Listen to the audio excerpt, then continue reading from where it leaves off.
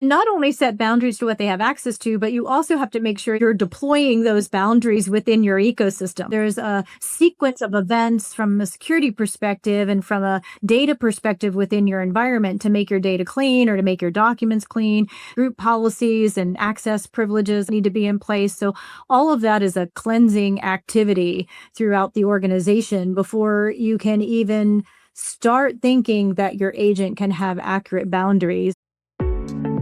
Welcome to Trust Issue by BEMO, the podcast where we go beyond checkbox compliance and get real about security. In every episode, we will break down what's happening in the world of CMMC, cybersecurity, and GRC, straight from the people building, auditing, and living it. Real conversation about real security.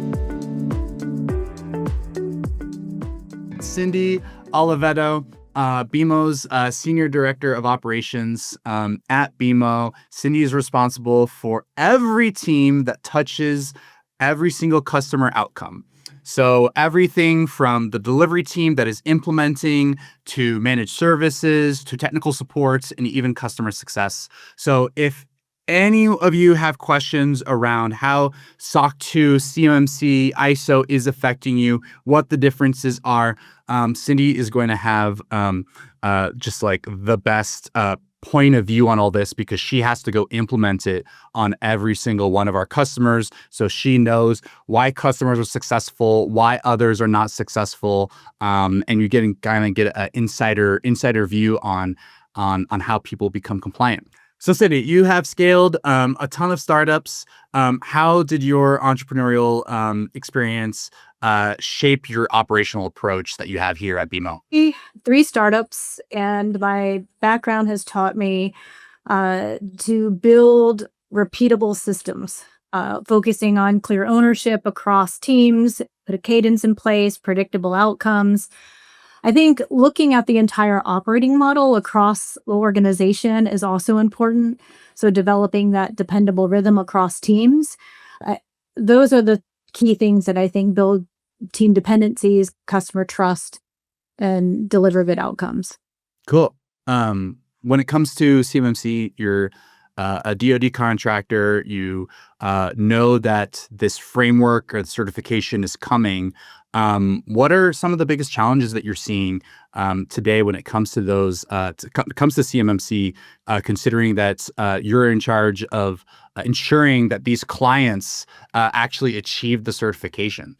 Yeah, I mean, it requires a lot of discipline, and companies really aren't sure, what or how to implement that discipline. So the scoping required, the ability to track and ability to monitor evidence. The challenges really aren't the tools or the security, really. It is documentation, operational rigor, cadence, and they're just not prepared to embrace that across all of their departments. You have to have all of those departments operating at the same level of rigor and cadence to keep up with the monthly requirements for certification.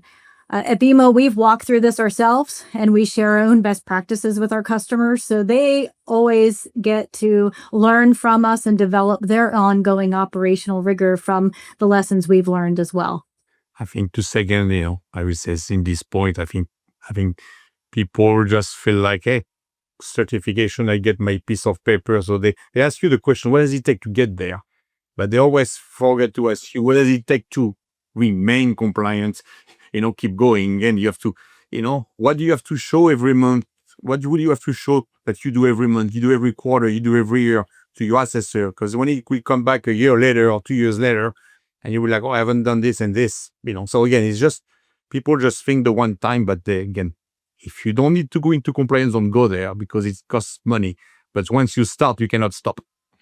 So a lot of these CMMC DoD contractors kind of fall under this trap of not being operationally, or I should say, not having operational excellence. What are some of the things that you do to ensure that these companies have that operational excellence as they work with you?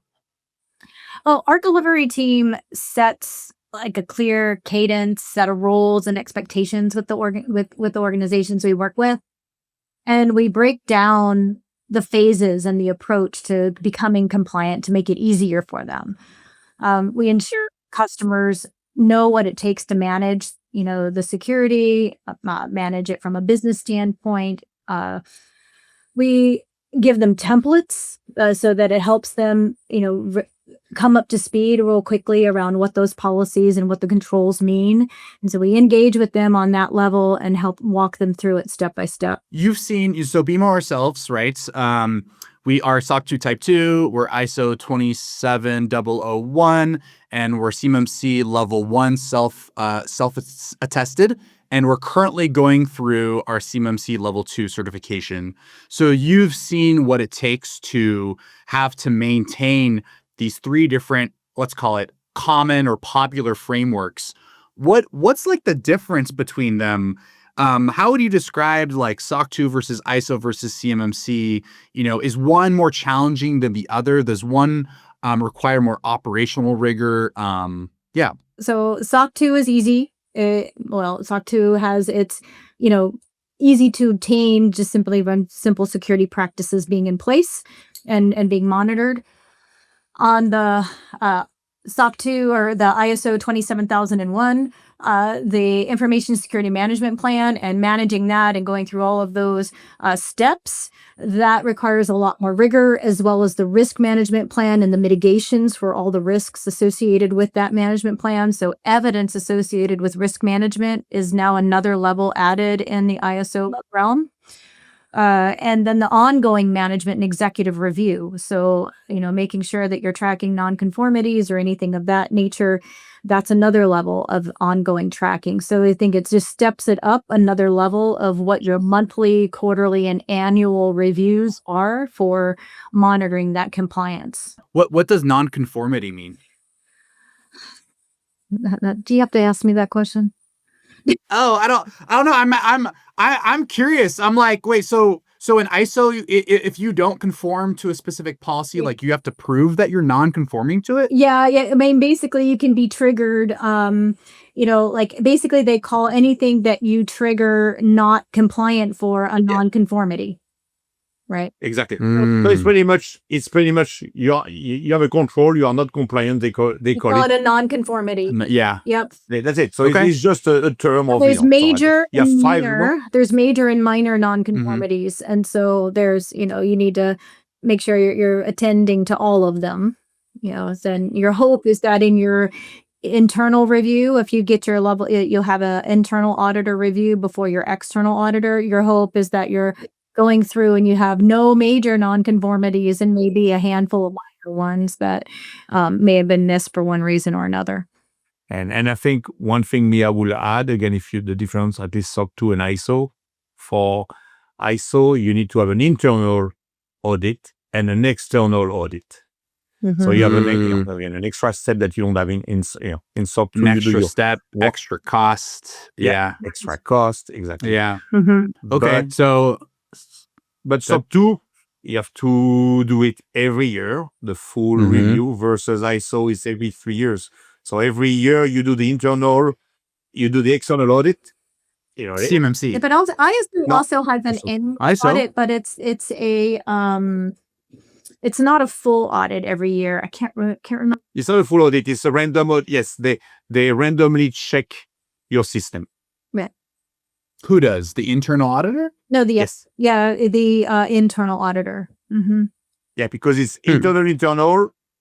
So year 2 is internal, then it's internal, and then it's a full with internal external. I see. Again, it's full of little detail that even us, we have to think, okay, which framework are we? Because sometimes you have two going in the same time. So it's just like, yeah. Is the internal auditor allowed to be the same as the external auditor, or do you have to find different organizations? No, it has to be totally different, separate organizations. Yep. And you can have someone within your company, but it cannot be someone working on compliance. On the initiative? On the initiative, exactly. So it's why it's easier to go with an external person, so he's fully neutral. Right. Well, especially at a company, if, most of these DoD contractors are let's call it 50 to 100 employees, it's small enough to where almost everybody is probably touching the initiative. So it's like, all right, well, it's kind of hard to exclude someone unless you're like in marketing and suddenly you have this certification to be able to go do this. But the person in marketing will not have the skill to do Yeah, they will not. Yeah, they will not be able to go do that, right? No pun intended against marketing. It's just different skill set. Yeah, for sure. All right, so we talked about ISO. It seems like ISO is a lot more challenging than SOC 2. How does like CMMC level 2 kind of fit into this? Do you find it more challenging than ISO? Is it about the same? Are they kind of different controls or mostly the same controls? Bruno can take that one. Yeah, so no, there are different controls. So there's, from my perspective, there's still a lot of in common. I think the main difference for me I see today in CMMC is new. Okay? So it's not like, ISO has been there for a long, you can find information, you know what to do. CMMC, I see with the auditors is even them, everyone is learning it. So, and, if you look, there's, 600 companies in the whole US who have done it, which means every auditor may have done 2 or 3, 4, yes, there's some big firm may have done, but so at the end of the day, it's not like no one can say I've done 25 of them and I can tell you all the detail. No, it's not the case. So we are all learning together. So it's kind of, it's just an interesting and, everything is here. So I think for me, this is the biggest challenge of CMMC level 2. I would like to be in 3 years from now, that's it. It's all in. When hopefully 100,000 of the defensive industrial base have gone through it and it's not like 600 people and every MSP is also implementing it for the first time. So most MSPs have only also done a couple as well. So there's not enough history. There's not enough documentation, right? What is a CMMC? What is an audit like? Like what, how long is it a day? Like, is it 2 days? No. Like, No, are people asking you questions all the time? First you have your internal audit, which can take anywhere from 2 to 3 weeks.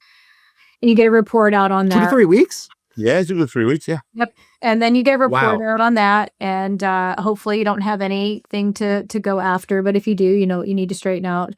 Then with the external audit, they will give you a list of things that you need to conform to and make sure you submit to them before they'll even get started.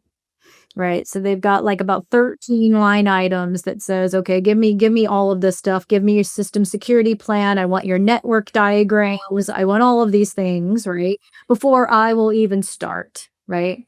So in the process of getting ready for the external audit, you have to have all your I's dotted and your T's crossed. And then it's a matter of making sure the evidence is there and that they have access to all of that. They will first do that preview before they will even go further to the rest of the controls. And so it's in phases, right? So that it's like, okay, fill this in, fill this out, make sure we have this much. Okay, we like everything we see so far. So great, we'll go forward and look at the rest of your controls. And so that it's a big process. One thing I would add to that, what I found interesting is, again, we have done, SOC 2, ISO. So again, we work with many assessors, even with our client. But I think with right now is the assessor will say, "Oh, great, but I am missing this thing." Okay, oh, great. So can you tell me more what you need for that? I know I cannot tell you because I'm your assessor. You're saying the C3PAO, the certified third party auditor will not help you. I will not help you. Right. So they are reviewing and checking. So they cannot give you any guidance. They cannot tell you that it's done well or should be done this way or that way. They are just assessing and saying what's missing, what's in, or it's okay. But then once they tell you you won't need it, then you have to go figure out what to do because they can't give you any guidance. Right. It's like being 16 and getting your driver's test and they're just like kind of scribbling on the thing and at the end they basically say pass or fail, but they're not saying, actually, this is how you go back up. This is how you parallel park, right? They're not teaching you. I fully understand why they do that. I think for us it's more just like, okay, so again, we do our research, we go, but it's not like, we have, again, we have done us 25 and you can find people who have done 25. Everyone is looking for the same information. Sure. So sure. So it's kind of the challenge of where we are. You're being asked to drive a new vehicle, but the vehicle hasn't existed for more than a year, maybe even 6 months, and nobody knows how to drive it. And Exactly. the test takers are just, or the Yeah. exam.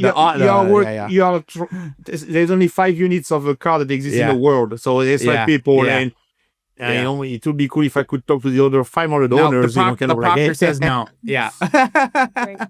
Yeah. Okay. And I think one of the things that these frameworks and having multiple frameworks at BEMO that we certify on has driven us to is automation, right? Because in order to be efficient and effective, we've driven ourselves to automation. And so automating evidence capture through, having Microsoft services direct, so going into Purview, Intune Defender, Sentinel logs, et cetera, and pulling the information out, automatically creating the reports we need, automatically saving that evidence out, being able to, send it to a folder on SharePoint, be able to link it into our Drata implementation. So that efficiency alone is saving time, keeping us, giving us the ability to scale, focus our resources in the right places. That has been the key part of our success internally and what will scale with our customers as well. Okay, yeah, let's talk more about this automation. So I know one of the things that we use is a GRC platform. What are other tools? Is it like you're using like a Microsoft Copilot? How are you? Yeah. What are you doing there? So for example, right now, what we have again, monthly, you have to collect evidence. So today we will collect evidence again of intra log, purview log. So again, we have all the logs every month. What is Entra? All right, your defense contractor. Yes. You use Microsoft, but like what is this Microsoft. evidence? Entra is used, it was known as Active Directory. It's where you do all your identity, your login. So again, as So from people Microsoft, signing into their computers, people Yes. signing into logging into any sort of application. So what we do, what we have automated is all your system, we take all the logs of every system. So we have about 60 logs, huge of logs but 60 sources. So we create 60 sources. And then we go and we have our agent Copilot that will go look across all the logs and, and create a report on saying, which is, we could not do as a human before. It was impossible. See, you just imagine that. And we'll look at, okay, how is your system today? How are you doing or doing what you need to fix? And then the same thing now, we have the same agent from a compliance perspective that will take those results, those logs, and look at how are you doing against each policy. Okay, based on the log, how are you doing against, the network policy? How are you doing? Because now I can check and say, oh, yes, you are compliant. Oh, you will not be compliant because we found this issue. This is what you need to fix. So again, now I can go to an auditor and say, hey, Mr. Auditor, you can see we check every month our log, everything against the policy. And I can show you we were compliant against the policy. This month we have an issue against this policy. You can see we open the ticket in our system. You can see how long it took us for us to fix it. So that's it. So now an assessor, when they do the audit, will be able to, again, the goal of the assessor is to prove you are doing what you tell them you do, but they don't know it. Now they can just see the system that, I can see they do it. It's every month, it's automated. Sure. Wait, so Cindy, what kind of tools are you using? Are you deploying on your customers to be able to have that sort of efficiency? You mentioned a Drata. Like, what else are you using? So most of our customers are on Drata in terms of evidence collection, control management, risk management, vendor management. So all of that is housed. The background checks also from an HR perspective, asset management, understanding the computers and things that they have and controlling those assets. So that is all being integrated and the use of the Drata platform. And then outside of that, we're deploying and scaling our agents that Bruno just talked about to be able to capture that evidence for our customers so that we know it's done and we have integrated reporting, and we can go into our MBRs and QBRs, having, systematic way to look at, this is our monthly review. All of these things have been done. All your evidence is in. Okay, here are the executive reports we need to review because that's what the compliance calls for. Because there are certain things within the compliance framework that you don't have to just show the outcome of the evidence. You have to actually show that the executive review happened, right? So you have a video recording or meeting minutes logged or a ticket. A video recording. Yeah. Yes. Yeah, Oh, I agree. wow. Something that proves that you actually did the review, right? You actually physically did the review, right? So that happens as well. So it might be like access management, for example, right? Okay, we reviewed access management control, or we reviewed. What is access management? So, for example, if you have applications in your organization and you have different levels of access for people for different applications, having a review on a monthly basis that says, yep, the right people have admin, only the people who should have admin privileges, and the rest of the organization, that needs privileges, have them at the right level and or those who don't need access don't have access to this particular application. Wow. So let's say an example control, or let's say access. So in order to pass some of these certifications, you have to have a recorded, or at least maybe the easiest way to show evidence is to have a recorded call of, let's say, you two who are the IT admins of the CRM, HubSpot, Salesforce, and you have to show that, yes, Diego has access, no, Kata doesn't, yes, John does, and you have to be able to then show that to the auditor, and the auditor says, okay. Yeah, it's much easier than that. It really is, because we have group policies, we have group accesses. So, it's easier to just kind of like show from an overall system perspective, yep, they're all aligned and there's nobody in there that shouldn't be in there, right? But Wow. at the end, it's still something like we It's go. still So again, manual. every month, so we have. You can't really Yeah. automate the physical review of that, right? Yes. Right. So, Right. and to that point, again, this is kind of our learning of, again, because we do it across for BEMO, but across customers.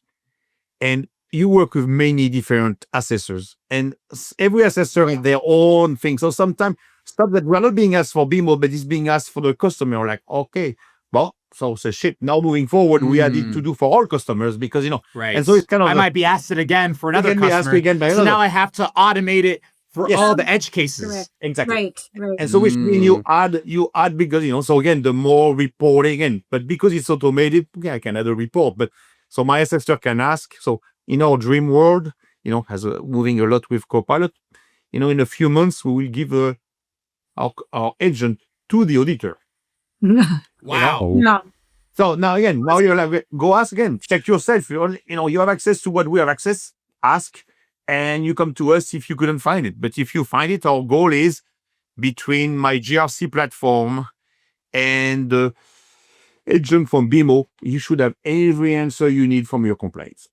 Right. So no email back and forth. Ideally, In the dream you world, should be able to give the Right now we deal with the auditor platform within Drata, and I think too, a lot of the auditors will work that way, and then some auditors don't want to go into Drata. They just want you to upload to their SharePoint site or do something else. So it's so varied that we're trying to figure out a way to just make it as streamlined as possible, and through this agent kind of interface, hopefully we can embrace that. With the auditors, they'll embrace the ease of use of it and see how easy it is to find what they're looking for. Because again, at the end of the day, they want to validate that when we tell them we do it. Yeah, how do you do it? So well, maybe this Copilot stuff is a good segue into I know this isn't on here, but ISO 42001 is seems to be the new ISO framework regarding AI. So I think, from my understanding, BEMO is going after that certification. Yep, we are. yes, we are. I don't know. Does it sound fun? Yeah, that's right. I think the way we talk about it is, again, from a security perspective, it's all about ISO 27001. And then what I would call the add-on about AI and simplify it, but the add-on about AI is the dent. So 4201 would be, there's extra stuff you have to do again to validate again your agent, the integrity, the whole security around your agent and how you think about it. So it's kind of And are you guys finding it challenging? Is it, what's new about it? I think that there are certain levels of the tools that are already there that help us track the security of it or the investigation piece of it, or controls on what could or couldn't be used or what the agents are doing or what people are prompting. So there's a lot of that in the back end that can be configured today. But I think that there's also some additional needs in order to track at the 42001 level. And we're working through those right now to make sure we can close the gap. from my perspective, is going to be the most back end. I think if you want to be ISO 4201, you are going to have a lot of governance. The governance around the agent is pretty big. So again, if you automate, I think without automation, it will be impossible to be too much here. Yeah. And when you mean agents, do you just mean like my Chat GPT subscription? Do you mean like my Copilot subscription? So again, if I take on a Microsoft perspective, you have the license for you to create agents, Copilot Studio or Microsoft Foundry, and you create your agent. But again, I think of an agent the same as a human. An agent has an identity. The agent has some rights. So as boundaries. So same as imagine someone in HR. I'm someone in HR. That person is allowed to do this, is not allowed to do something else. And you want to make sure that that person is not going to go outside world and share information they're not supposed to do. Same thing with an agent. Sure. As a sales rep, I shouldn't be able to go look up what everybody makes or what the CFO is talking privately to the CEO about, that sort of thing. And so what you're saying is that, okay, when you create, Cindy, when you create these co-pilots or agents, you have to set boundaries for like what they have access to. Yeah, and not only set boundaries to what they have access to, but you also have to make sure you're deploying those boundaries within your ecosystem, right? So let's say data loss prevention as an example, right? We are, tagging all of our documents. They have labels associated with them, and if those aren't there, then how do you actually deploy those controls, right? So there's a sequence of events from a security perspective and from a data perspective within your environment to make your data clean or to make your documents clean. There's group policies and access privileges that need to be in place. So all of that is a cleansing activity throughout the organization before you can even start thinking that your agent can have accurate boundaries within how you want it to operate, right? But what I would like to say, and by default, I think, for anyone that will listen to us, if there is one thing, is by default, your employee are today using AI and you don't know it. So they are using AI. Your data are going out of the door. They are going out of the door. You don't know it. It is going out of the door. If you don't, the first thing you do is be able to stop what I call the shadow AI. Shadow AI. So you have a shadow IT and your shadow agent is okay. So right now so anyone listening is go do that, because today, if you think it's not happening, of course it is. Sure. When it talks about this data cleansing piece, I think I heard you talk about this before, Cindy, but I think you made a mention of, like, for example, our CFO has multiple versions of our financial model.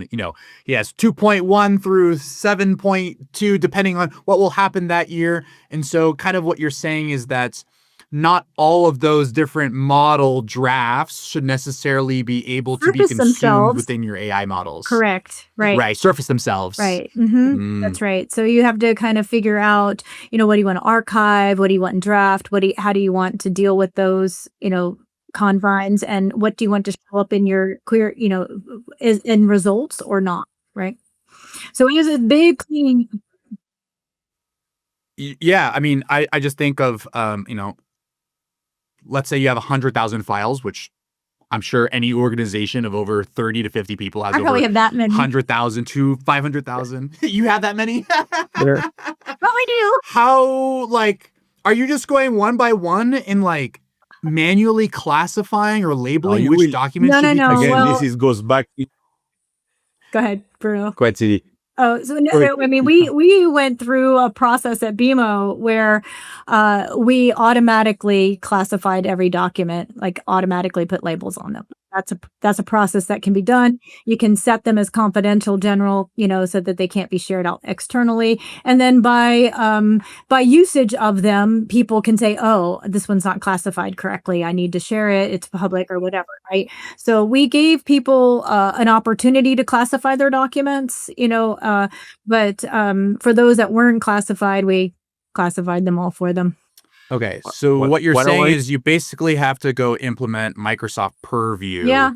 uh, and like do this whole like document security Yeah, this piece is as a why prerequisite. Mhm. this is where I wanted to go because I think it's very friendly from BMO. Before AI, before Copilot, we had a thing where we had document security, and people say, "I don't need to classify my document, and I don't care about my SharePoint permission is fine." Now you put AI, this is the thing you need to start with, because we see in our customer their SharePoint permission has not been changed for the last 10 years, and also is there, and their document are not classified. So garbage in, garbage out. Without that, you can type any query. What is the salary of the CEO? You will get an answer from Copilot, and you will like, oh shit, how do I stop that? Oh yeah. So And again, if you have like multiple types of documents that are in draft or versions, right? Your whole result set's going to come back and said, "I have found," and it's going to be this long. It's going to be totally 90% irrelevant to what you're looking for. So are you thinking, so in the Microsoft world, right, we have SharePoint and we have like OneDrive for Business is like your personal storage. Is the idea that all the things that should be able to be consumed should be in SharePoint specifically, and then nothing within OneDrive is like governed? No, you can. Again, you can set again. You decide in Copilot or when you set up where do you want to allow. You could only allow one SharePoint site. You could allow all of them. You could do SharePoint OneDrive. You decide as a company what you want. So, and if you were to start with at the beginning, your company would just allow one site to start.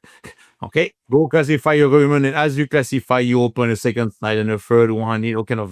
So it seems like kind of what you're insinuating, Cindy, here is that, yes, you can go buy a Microsoft Copilot license, but it might take you like 3 to 6 months to go do this like cleansing and classification, and you should just default block first, then do your classification project, and then go assign Copilot licenses. Yep, Yes, that's exactly right. Okay. Mhm. exactly right. How long does that take? Well, it depends. I mean, it didn't take us very long, but we're efficient at it, right? So, but customers that maybe aren't used to the rigor or haven't cleansed out their stuff or have bad habits, right, of keeping lots of things or don't archive often or don't have a structure in place and they haven't thought through their permissioning in a long time, that could take a little bit of time. Mm. And from my understanding too, if you're an old enough company, this only works on like recent versions of Word, Excel, etc. So if you've been long enough to have, let's say Word 97 or something, then you have to go bring those to the latest versions to have like the correct meta tags or any of that stuff. To my knowledge, it will work. It'll work. It will Again, work. good question, because I guess I don't have any customer that are backtracked. That but I old? think it would work. Yeah. Right, I don't, yeah. Mm. Right, yeah. So one of the things you mentioned were tags. So that's an interesting concept, and a lot of customers we've seen don't necessarily use them within in SharePoint, and that would be a recommendation to kind of think through your SharePoint strategy or how you want to tag your documents or what the profile is of them, because that can be very helpful as well in terms of getting you search results that are faster or better or more targeted.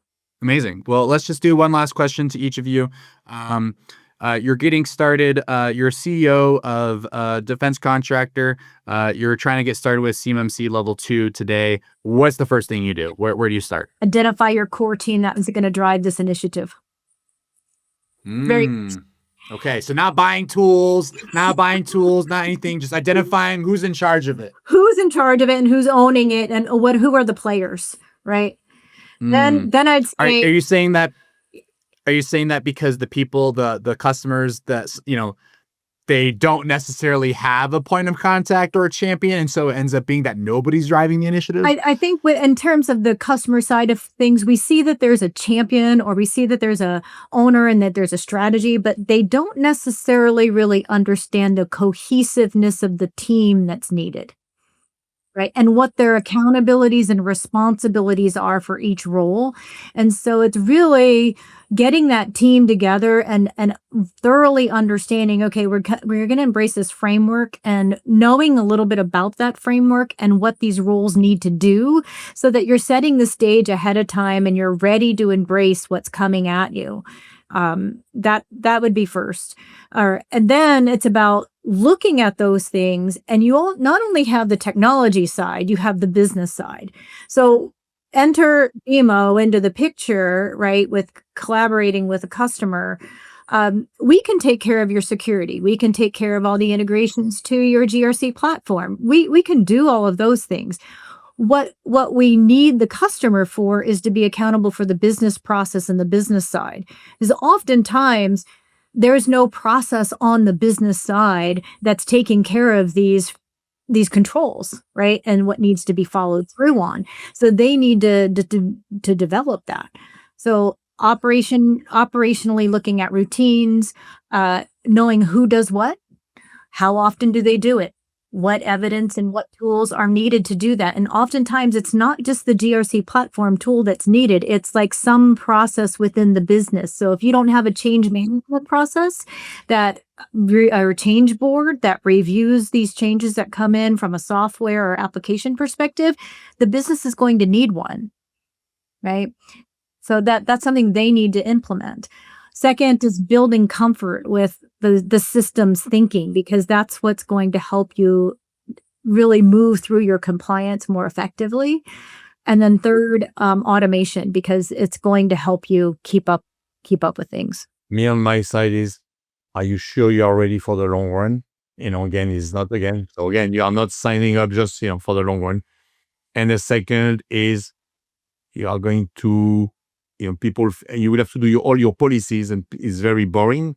The problem is you need to make sure you write them correctly and you are in agreement with your business, because you will be reviewed against them. So it's not just do a piece of paper, is the assessor will check what is written in that policy is what you are doing. So it's kind of... And that Right. goes back to the who does it, how often, what evidence, what tools, because what's in your policies has to be enacted in your business. Some of that we can do because we do manage your security, and we know what those policies are, and we know how to achieve them, and we can help you achieve and check that box off. Some of these rely on business process. And so how much of that do you have defined and in place right now? Wow. Well, great. Well, thank you so much, Cindy, for joining us today. I hope everybody learned a lot, and we'll see you next time. That is another episode of Trust Issue. In this conversation, help you think differently about compliance, security, or trust.